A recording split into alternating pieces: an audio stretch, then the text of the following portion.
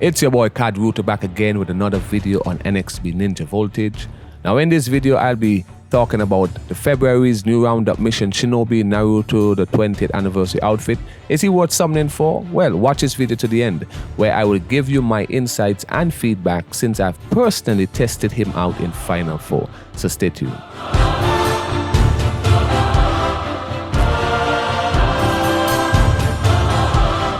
Now in this video, I'll be focusing on 3 aspects of this new character. Is his new jutsu fully iframe? Can he survive an EX ultimate while using his normal jutsu? His abilities, are they good or are they bad? How well does he perform as a defense shinobi? Can he stand up against those Meta Shinobi such as Kawaki, Baryon and Naru-kage that came out during the anniversary? Well, let's find out. Now these are the questions that I'm going to answer while showing you my personal test that I have run and my defense showcase of him in Final 4. Is his new jutsus fully iframed? The answer to that is no. None of them are fully iframed. And here are some personal sample videos of him against Kawaki.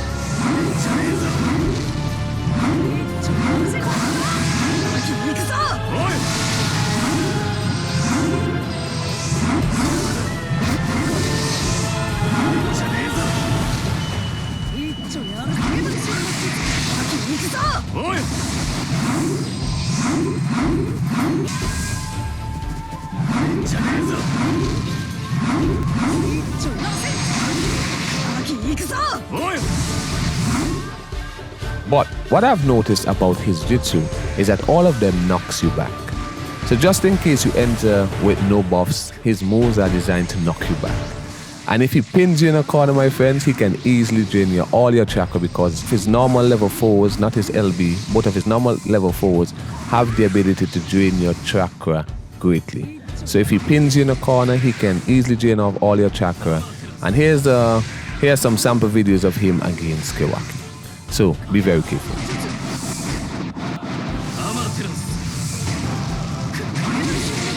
Now his abilities, are they good or are they bad?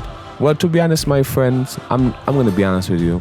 His abilities are not that OP. Right? If you compare him to Kawaki, Baryon, Naru-kage, these characters came with some kind of, some high level abilities that made them stand out as Meta Shinobi.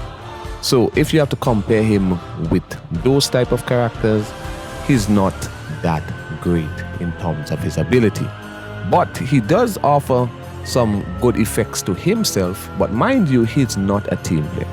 Because here is his abilities that I have pulled out and I've listed them okay, I've put them under the categories of allies and self buffs, which means these are the abilities that he offers to his allies, and then I have another part where he just offers self buffs. These are what he keeps to himself, and then these are the debuffs that he affects his enemies with, right? And if you can just see just by the list here that he's not a team player, but he does offer himself some huge defense buff, which is unaffected by stat negation, and he offers himself also a huge normal launch, annihilation, release, manipulate, and impact resistance buff. So that's the only huge buff he offers himself, but all the rest are mediocre. He does offer himself invincibility times 2. His LB does not offer him invincibility, so you know that's a huge loss.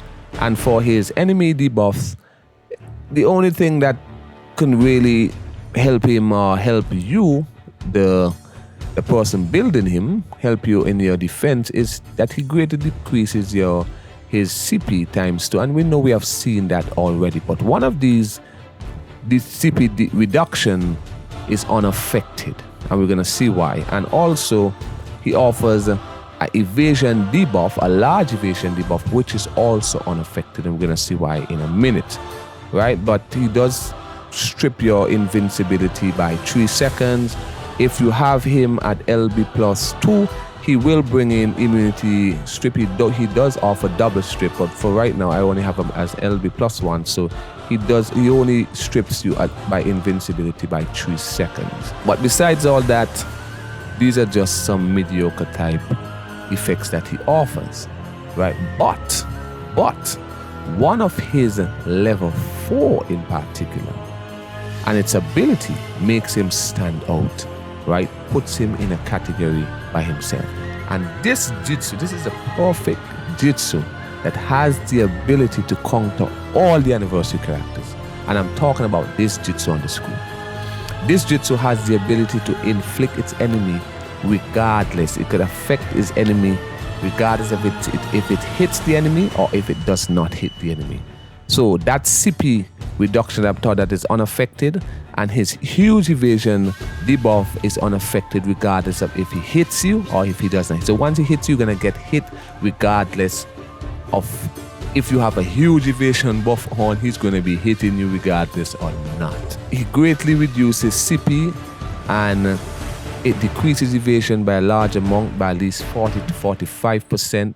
So, you know, he's gonna be performing greatly in Final Four with this ability. And also, this move is a plus. It's follow-up jutsu. You understand? This move can be equipped to another shinobi. You understand?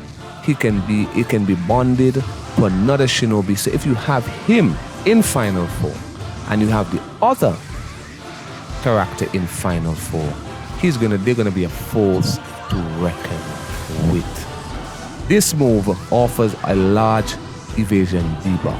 You understand? If this character, this move is bonded to another shinobi, such like a Gara or a Naru-kage in Final Four, it's going to be offering double strip evasion buff. You're talking about double strip. So characters like Kawaki, who offers himself huge plus if you have him at LB plus 3, and Naru-kage, a huge plus at LB plus 3, you're talking about a huge debuff, a large debuff, double strip. So these characters, huge evasion buff, are this amount. So with this ability, my friends, man, this man is on another level by himself. You understand? This move is on another level by itself. And if he is the first character after Anniversary, I can't wait to see what they're gonna bring for the follow-up characters who might be bringing even better abilities than him. Well, how well does he perform as a defense shinobi? Can he stand up against those meta shinobi like Kawaki, Baryon and Naru-kage that came out during Anniversary? Well, my friends, I'll let the results speak for itself. And so here are two examples of him in Final Four, teaming up with Mama Sakura, Boruto versus Momoshiki, and Gara Yuki.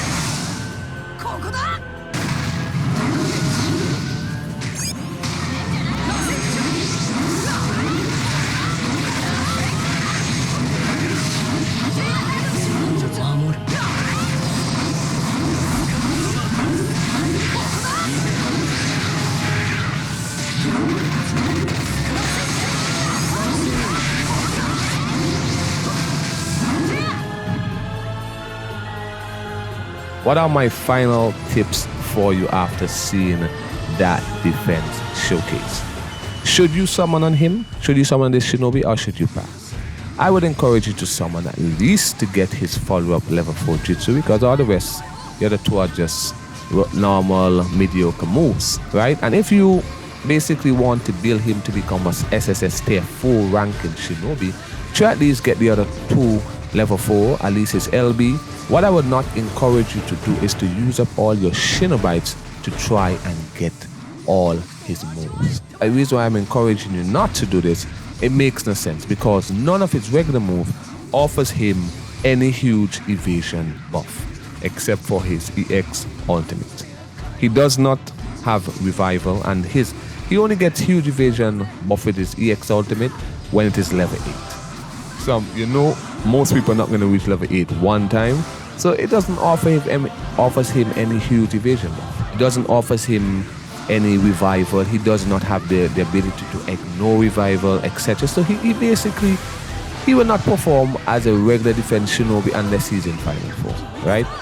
He has to be he have to be coupled up with 3 other good shinobis who can easily protect him so that his abilities can go into effect. He will not perform as a regular defense shinobi outside of Final Four. 2, he will not perform as a good mage because he lacks those abilities that makes him better. You understand? If you enter in someone base with him and you end up booking up on a revival kit, a revival someone with character like Sasuke, Wandering Sasuke, because he doesn't have that ability to cancel, to revive himself, man, Sasuke is gonna wipe him out. If you bought up on things like Baryon and Naru-kage, they're gonna wipe you out. So I won't say to go all out on him, waste up your shinobis to try to get his full kit. But what I would at least say, someone to at least get his first level 4, at least a follow-up level 4 Jutsu. Max it out, equip it to someone else, even if you don't want to use him in Final 4, equip that move to someone else, and you're gonna see great effects being done on your base, right? Your win rate will go up. So my friends, that's all I have for you for today. So leave your comments because I would love to hear your feedback of what you think. And so until my next video, keep playing, keep building strong shinobi, and remember, only summon on the characters that you like and those that have those meta-like abilities. Peace.